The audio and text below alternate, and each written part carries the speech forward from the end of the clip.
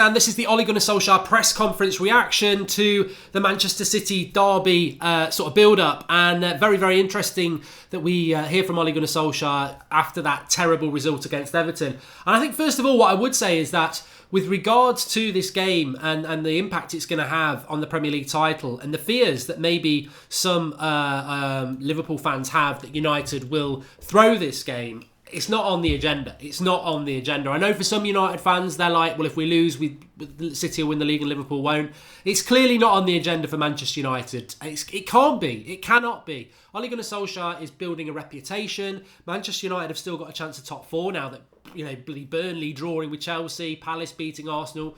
And you have to see a response. Ole Gunnar Solskjaer said there will be a response. There has to be a response from what was a disappointing, disgraceful performance against Everton. So United are going to go in this game trying to win it. There will be a response. That's what Ole said. I think there will be as well. I think these players' egos won't allow them to put in another bad performance like that. It's just whether they are good enough to beat a Manchester City side, as I said in the preview yesterday. But Ole very, very firmly, no, top four is not over yet. It's about, actually, you know what? If we win the next 4 games, we might just scrape top 4. So we'll have to see what happens with that. But I liked some of the things he said because, amongst the fact that we've lost 3 out of our last 5 league games, which isn't very good, he mentioned it twice.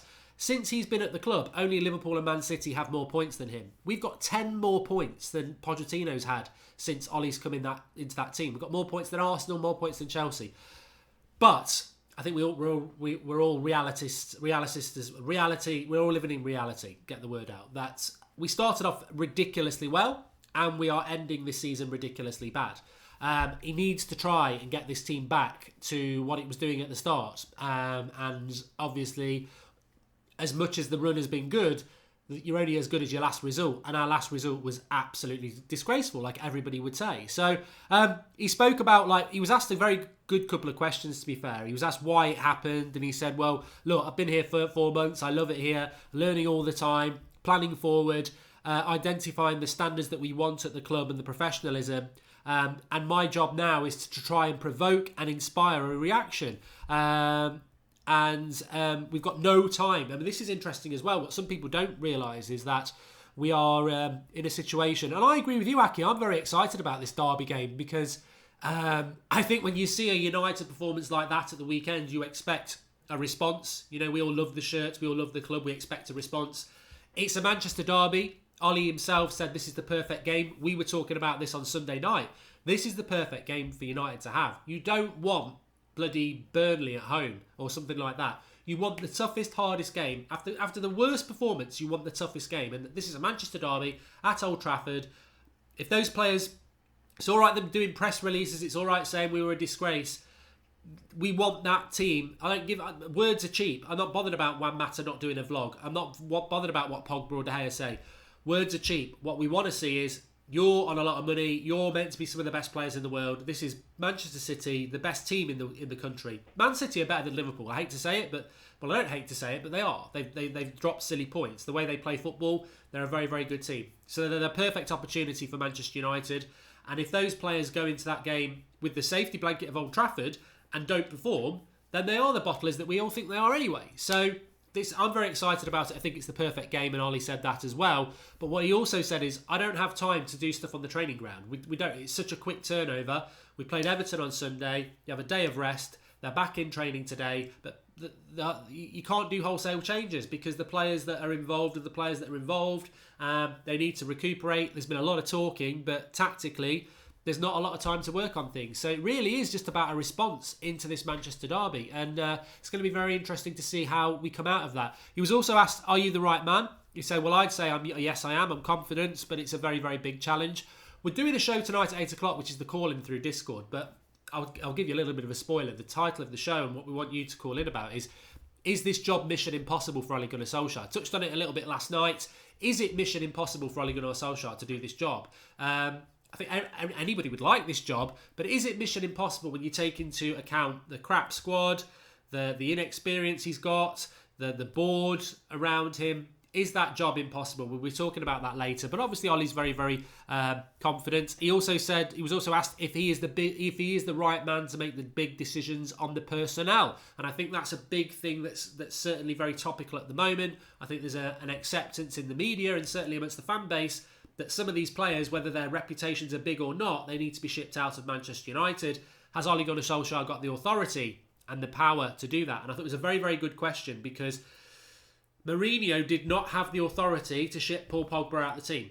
That was well known last year. The club made a decision. They were going to back Pogba over Mourinho. Now, I think that was the right decision, but actually when you look back at it, should a player ever be bigger than the manager? And if Solskjaer decided he wanted to sell Pogba this summer, would Woodward do it again and say, no, get in line, Pogba's staying? That destroys the dressing room. That is an issue. And I think that's what the question was about. Ollie's response, look, you know what? I have to manage this club. I like the players. I love the lads. But it's what's best for the club. And Ollie's right. You know, he is the manager of the football club. And he may well like these players. But if he thinks that he can stay with that squad because he likes it, he's going to be out of a job in 2 years. He's got to make big decisions, and I think he knows that as well. You can't just retain that squad. It's failed too many times, and it will fail him again, and he will be out of a job, and that squad will remain. That's what's happened numerous times at this club over the last few years. Whether those managers were good enough or not, the players certainly weren't either. I also liked that there was a lot of talk about the players. There's a lot of talk about how they failed.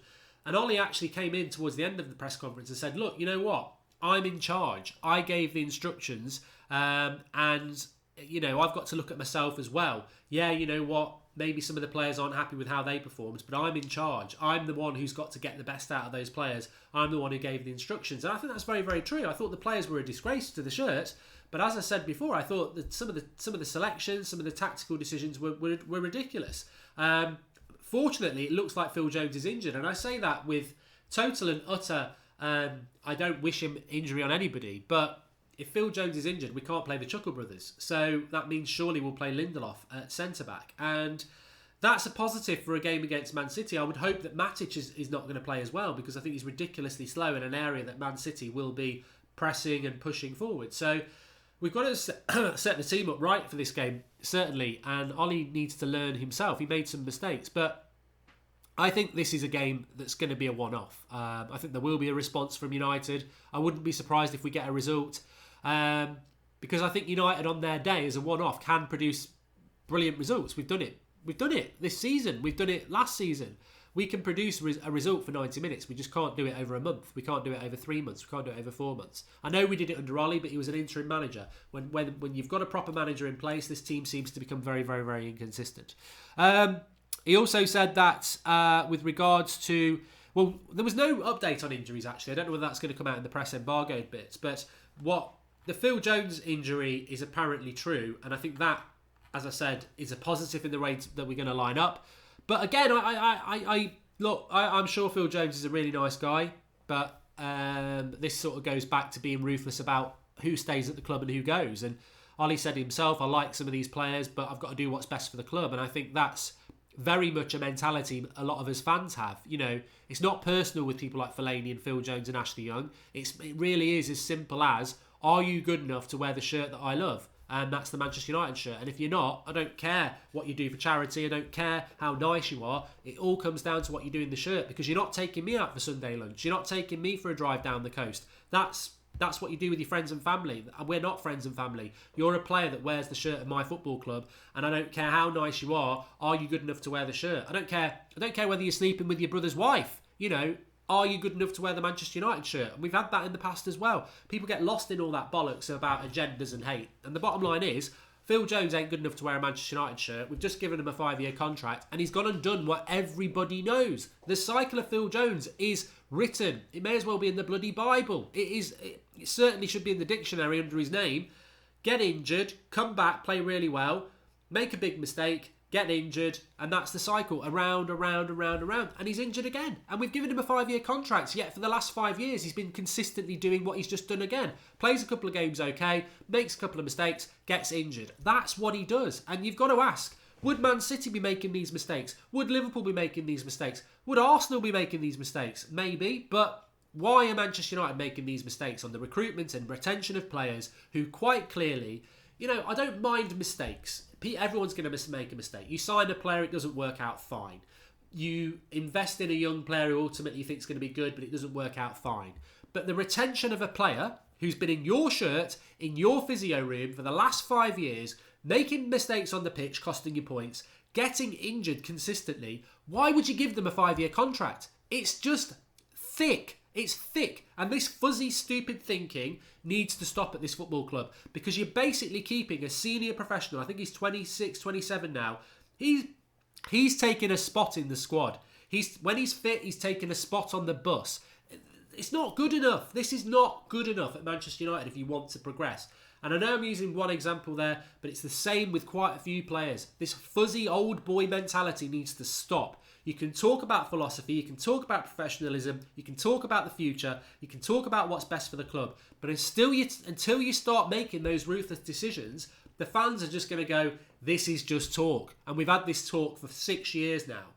You've got to start making those big changes. I'd sell Phil Jones this summer. Will we? I'll guarantee we won't. But he should be sold. Anaban Bhattacharjee says Luke Shaw will play, which will put Delo or Young as right back, so Victor can play centre back.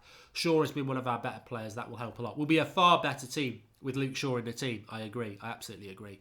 Shaw for me as well. Jones will be here for 12 years. Yeah. Well, let's have a look at what else he spoke about as well. He spoke about the Everton game and said it's one of 2 games where we were absolutely terrible. That was obviously Wolves in the FA Cup and then Everton as well. But we've got to move forward. And he's right, we've got to move forward. We've got 4 games left. I think if we win those 4 games, we'll probably get top 4. If we beat Man City, Liverpool will win the league. So we better bloody win our last 4 games, because we've got, if Liverpool win the league and we don't get Champions League, then what's the point in beating Man City? Simple as that.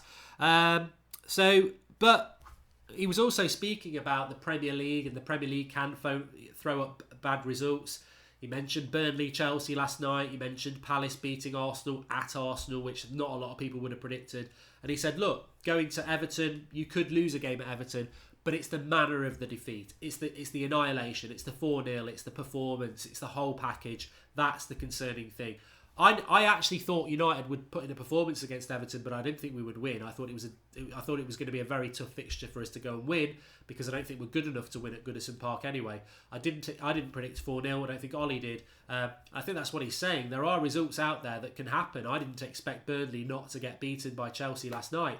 I certainly thought Arsenal would beat Palace. The game is weird. The Premier League is weird at this time of season, but United's performance against Everton is the one that has caused the most reaction, and that's what we're looking for from United now. We are looking for a reaction. Zaha to replace Martial, says Carl Nell. I don't see that. I don't see that. If you want to replace Martial, you've got to go far better than Zaha. I mean, Zaha is a good player, but he's a good player for Crystal Palace. Where's his top 6 exposure? He could just be another Memphis Depay. I don't think that's the sort of signing United should be looking at. I don't. I think some people are like, it's like the Manolas signing. It's like,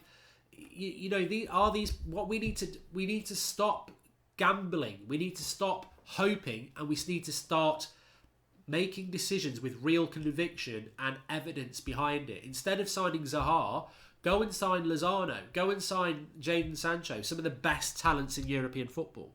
Go and sign a domineering leader centre-back. Don't go and sign Manolas, who could be okay, but he could flop, who probably isn't better than Eric Bailly. These are the sort of decisions that are fuzzy, and we need to stop these fuzzy decisions. And I think, that's what's going to be very interesting about this summer. Ollie was not a mistake. Phelan as director of football is, it says Ash MUFC. Apparently that might not happen now, which would be great. Totally forgot about Depay, says Glyn. Martial just signed the new contract, says Ed Woodward. Yep. Duncan Castle said United turned down top sporting directors. They refused to give power, so Mike Phelan will get a smaller role without the power, says Archie. I wouldn't be surprised. Ed Woodward's a massive problem at Manchester United. If you listen to people who are close to that club, you listen to journalists, you listen to people, and they say the biggest problem at Manchester United is the ego of Ed Woodward. And a lot of United fans have a problem with Ed Woodward, but he's the ego. The ego has landed, and you're only as strong as your most powerful person. And you look at how strong we've been over the last 6 years. It ain't good enough. It isn't good enough. And the Glazers love Woodward and Woodward loves the Glazers. So I think until that changes, we're in for a bumpy ride at United. And this is why I say, is Ole Gunnar Solskjaer's job actually impossible? No matter what he wants to do, is his job impossible? That is the problem, isn't it? What do you think of Felipe Anderson? Not good enough, Damon goes. Again, I'd put him in the same category as Wilfried Zaha. He's done very well for West Ham, but with Manchester United, you're making signings Everton are going to make. That's what I mean. Like Richarlison last year, Watford to Everton, it's worked out well. Felipe Anderson, West Ham to Everton, it would work out well. Zaha, maybe Everton, maybe Spurs, but is it a United signing? No, you need to be thinking higher. And I don't know whether the board will, but we need to. We need to. Woodward is the problem buying players, says Michael Jones. I mean, why is he buying players? Why is he buying players? You know, you may as well get Mad Marcus doing it. At least he plays FIFA regularly. Why would Does Ed Woodward look like he's ever played football in his life? Does he look like he's got any experience in football? You know, he's a businessman. He's a businessman who's been very, very important in the business side of Manchester United, but his footballing background is non-existent, and yet he is involved heavily in the recruitment of our players. I mean, what other football club would be run like that? It's the sort of thing that would go on when you hear these like Premier League clubs being bought by people from abroad and they want total control of the signings. It's ridiculous. Get people in. It's not really, you know, it is a criticism of the way the clubs run, but when Manchester United get people in charge of recruitment who are actual football people. That's simple, and it's clearly not going on. Mourinho hinted at it, but as I've said, Ole Gunnar Solskjaer's only just been given the job. We're signing players in the next 2 months. Who's in charge of recruitment? We don't have a director of football. We don't have a head of recruitment. We've got loads of scouts who will give us the players, but the person making the decision, it can only be Ed Woodward. There's nobody else in the club. And he may well now have conversations with Mike Phelan and Ole Gunnar Solskjaer, but he's in charge. He's in charge. He was the man last year who said no to Mourinho. And I think he was probably right on a couple of those players, but I don't think that was to do with footballing knowledge. I think it was to do with the dynamics of signing maybe a 30-year-old for 40 million. He didn't want to do that. It's not about knowing whether the player's good enough. So this is a massive problem at United that people seem to want to ignore. By your logic, Mark, Dwight York wouldn't have been a United signing, says Craig Warby. But we bought Dwight York in a position of strength, Craig. That's what I'm saying. Would you sign Dwight York for United now? You could do from Aston Villa, but we're in such a bloody mess. We can't make those signings now. We can't make those sort of, well, they've done well at a lower level, maybe they can step up. We can't do that. But when we bought Dwight York, we had a brilliant side. We were winning league titles. We had one of the best squads in the world. So you can buy a Dwight York, you can buy a Jesper Blomqvist, you can buy a potential signing because you've got such a strong squad to implement them in that they can sort of carry them and coach them and nurture them.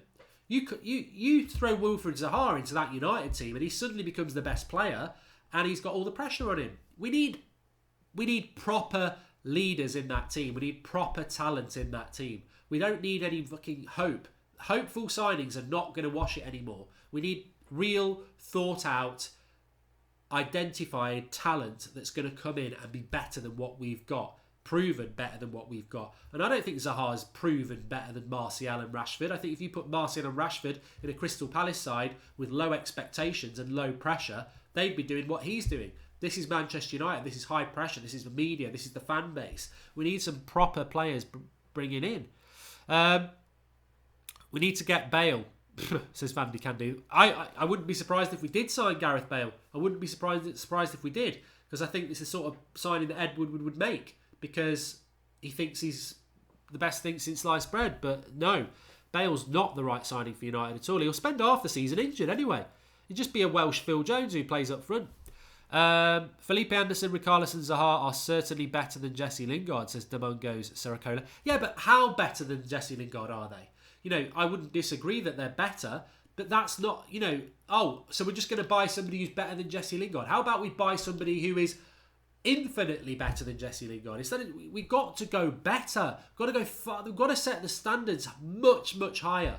People who have gone on about Felipe Anderson and Richarlison and Zaha, do you think Man City are in for them? No. Do you think Liverpool want them? No. That's where we should be looking. I've been saying this for years. We need to be looking at what our competitors want, not what Everton are willing to sell us for 70 million. We've made that mistake with Lukaku. I mean, they must have been laughing their heads off on Sunday. They really, really would.